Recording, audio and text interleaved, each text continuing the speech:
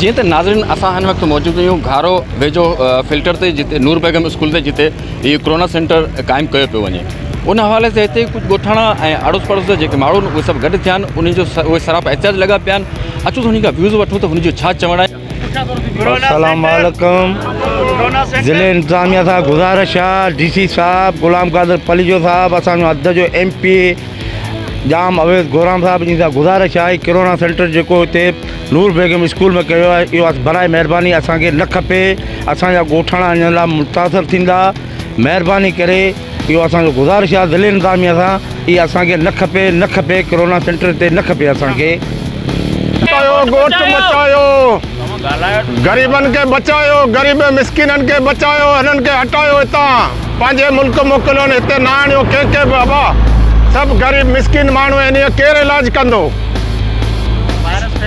Virus जेको पूरे मुल्क में फैलजंदो सभु मिस्किन माण्हू आहिनि मज़ूर आहिनि हिननि खे हिते न आणिजां पंहिंजे मुल्क वठी वञो या ॿिए पासे वठी वञो के जंग बंग में हिते ॻोठ में न आणियो। असां सेंटर ही ख़त्म करियो नूर बेग वारो सेंटर ख़त्म करियो नूर बेग वारो सेंटर ख़त्म करियो। ना मंजूर अदा इहो ॻोठाणनि जो हिते हाजी दादू ॻोठ आहे आदम कासकलिया मुराद बिरोइया उमर बलोच बिरोइया हिते ॻोठ तक़रीबन वेझो आहिनि। हिते अची करे सेंटर जो हिकिड़ो ठाहियो आहे इहो महिरबानी करियो हितां हटायो वञे। इहो असांजे ॻोठाणनि खे तकलीफ़ थींदी पूरे ॻोठनि जे विच में इहा सेंटर आहे। इहो ॻोठाणनि खे सुभाणे बीमारी पैदा थींदी इहा शइ हितां हटायो वञे। असां जॾहिं कोरोना इहा सेंटर हिते असांखे मंज़ूर न आहे। असांजा ॻोठनि असीं ॿाराड़ीअ जा माण्हू आहियूं असीं ॿाहिरि रहंदा आहियूं सुम्हणु करणु असांजो ॿाहिरि आहे। इहा शइ हिते ॻोठ जे विच में इहा सुबुह जो न आहे असांखे इहा पसंदि न आहे।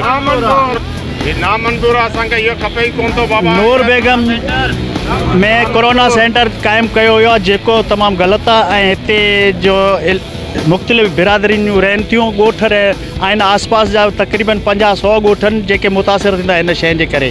गवर्नमेंट ऐं इंतिज़ामिया DC साहब खे खपे त असांजो मौक़िफ़ ॿुधे ॻोठनि खे ॿुधे शहरीनि खे ॿुधे सभिनी खे ॿुधी पोइ इहे शयूं करे पंहिंजा फ़ैसिला मुसलत न करे असां ते छो जो हीअ वबा आहे हिकिड़ी जेके मुतासिर आहिनि उहो बि असांजा मुस्लमान भाउर आहिनि। असां उन्हनि जे लाइ दुआ था करियूं त हू बि सिहतयाब जल्दी थियनि पर हीअ विचड़ंदड़ बीमारी आहे जरासीमी बीमारी आहे जेका फैलजंदड़ आहे त इहे शयूं मद्देनज़र रखी कंहिं गंजान इलाइक़े ते अहिड़ा सेंटर क़ाइमु कया वञनि जो आसपास जे ॿिए बीमारी फैलिजी न सघे ऐं ॿी पब्लिक मुतासिर न थी सघे। नूर बेगम में कोरोना वायरस जो सेंटर बनाइनि पिया महिरबानी करियो। इहे ॻोठ पासे में तक़रीबन न आहिनि 8-10 ॻोठ आहिनि 100 ॻोठ आहिनि ऐं इन जो स्टाफ आहे साम्हूं ऐं इन जे अंदरि 8-10 घर आहिनि ग़रीब रहनि था चौकीदार आहिनि हे केॾा वेंदा जेका 18-19 माण्हू अचनि पिया शिफ्ट करीनि था हे चवनि था न सेंटर बनायूं था पर उहो माण्हू असांजी लिस्टूं असां वटि आहिनि असांखे ख़बर आहे इन जी लिस्टूं आहिनि ऐं इहे कोरोना वारा हिते शिफ्ट करीनि था। हे चाहिनि था त असां सिर्फ़ु 8 ॾींहंनि लाइ रखूं था इन खे चेक करे वरी दवा न कंदासीं पर इहे सियासत आहे इन जी।